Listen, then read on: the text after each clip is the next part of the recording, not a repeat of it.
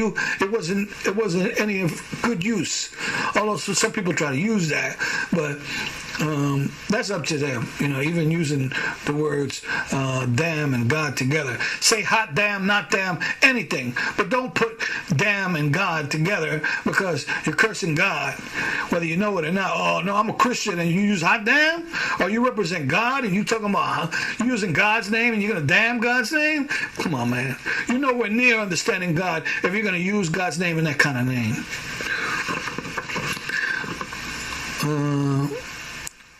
So, whatever neighborhood you're in, you make your neighborhood nice, make it pretty. And you see all those people out there selling drugs and guns and gangs. I'll go right up there. I'll take them all and lock them up. And I won't really be locking them up. I'll just be a chance to talk to them. And I'll be like, look, man, who wants to start a business? Who wants to be paid? I'll even give them money right there. Not a lot of money, just a couple of dollars and maybe a nice place to stay. Clean them up, get them rehabilitated, and then help them to get a job, a place to stay. Look out for one another. Find out. The first thing you should ask a brother and be like, yo, but you working? You working? Are they hiring there? Or you looking for a job? And we'll go into that working thing, because it's nice to work. It's fun. It's very self-fulfilling. And the women to get that selling their bodies out of their mind and wanting men only 6'9" or whatever, 6'9" and $1 billion. And when it's all about, when you have a man or a woman or whatever, that's a support group. That's when you're sad. There's somebody that when you go home, they'll take off your slippers and they care for you. Man or woman, it doesn't matter. You see your spouse is hurting, help him out. Don't be, oh, he's a man. I'm not a slave. You're not a slave, but damn it, I bet you if you was hurt, you would be the first one that'd be like, oh, can you go get me some soup, or yo, my feet hurt, can you give me a foot massage? That's love. That's not. Slavery is when you do things that is not only against your will, but it's done incorrectly. But when you do it correctly, that's not slavery. Some women don't even want to sweep the floor. You want me to sweep the floor? I'm not your slave. I was like, what? That's like saying cleaning your butt is a slave's job. What kind of screwed up mentality some people got to have? I was like, you are not a slave. If you want to clean your house, that doesn't mean you're a slave. That means you just clean the house.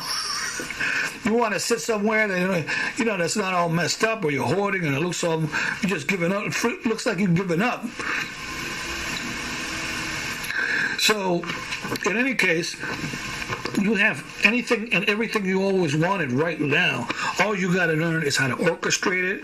And personally, the government should be happy to help such a thing to walk or be where no man has gone before, to go greater and be greater than ever before.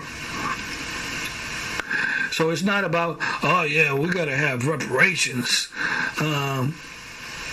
on the government, on America. Again, a lot of people were never even slaves. They're just looking for money. It's a bunch of sellouts and a lot of people trying to do the same thing they've been doing for thousands of years. I said no to that.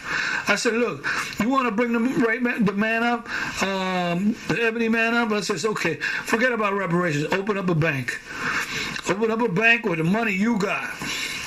They don't want to do nothing. They just want to take America to court so they can get their ducats, take the money from you. So every $1,000 they say they're going to give you, expect to take $10,000 for their pocket.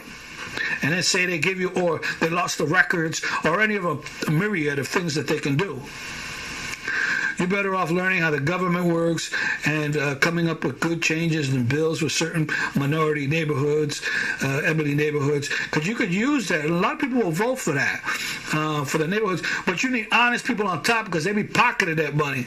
Honest people where you actually see the money, and the guy's willing to take whatever he's getting paid, $100,000, $200,000, $250,000. But then every penny after that goes right to the ebony man, as opposed to giving himself $5 million and then giving the ebony man $50, or saying he got to pay his rent, and they're going to take all that money, or saying you can't live with a woman or a man in order to get this welfare.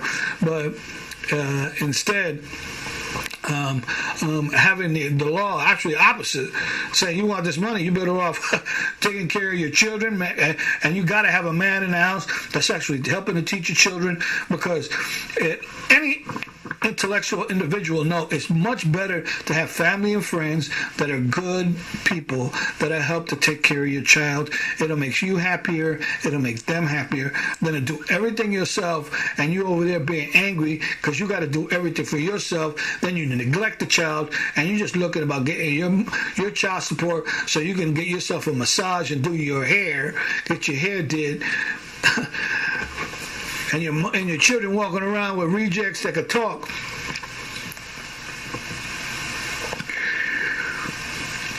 Okay, I'm trying to keep a straight face here. Some of us can get sad as I don't know why. It'll make a grown man want to cry like a little girl who ain't had a daddy hugger. So anyway,